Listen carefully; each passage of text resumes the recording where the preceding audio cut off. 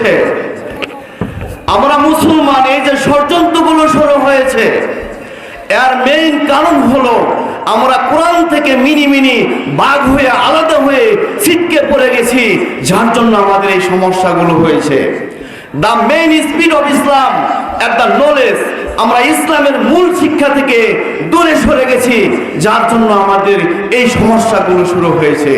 এর জন্য প্রিয় হাজিরিন, এর জন্য আমাদেরকে কোরআন শিখতে হবে, কোরআন জানতে হবে, কোরআন বুঝতে হবে। এই কোরআন দিয়ে ব্যক্তিগত জীবন, পারিবারিক জীবন, সামাজিক জীবন, রাষ্ট্রীয় জীবনকে সুন্দর করে সাজাতে হবে। আমরা যদি এই কাজগুলো করতে পারি, তাহলে আল্লাহ রাব্বুল আলামিনের ওই পবিত্র কোরআনুল কারীমের দেওয়া শান্তি বিধান, শান্তি আমাদের সমাজে, আমাদের রাষ্ট্রে প্রতিষ্ঠিত হবে ইনশাআল্লাহ। লা শাক্কা ফিহি ওয়ালা রাইবা ফিহি, এতে কোনো বিন্দুমাত্র সন্দেহ নাই। আল্লাহ রাব্বুল আলামিন যেন তৌফিক দান করেন। আল্লাহ রাব্বুল আলামিন বলেন, হে রাসূল, আপনাকে কোরআন কেন দিয়েছি, আপনি কোরআন দিয়ে কি করবেন?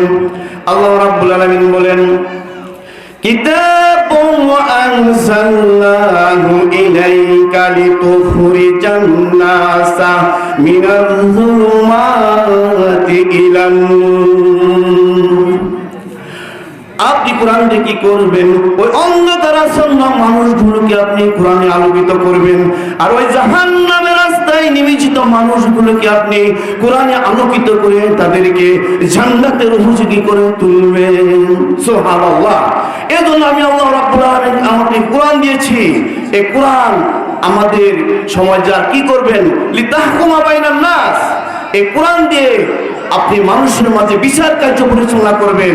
প্রিয় হাজিরিন, সম্মানিত ভাইয়েরা আমার, এই কোরআন দিয়ে আল্লাহ রাব্বুল আলামিন বিচার কার্য পরিচালনা করার জন্য বলেছেন। এই কোরআন দিয়ে সমাজকে সাজাতে বলেছেন, ব্যক্তিগত জীবনকে সাজাতে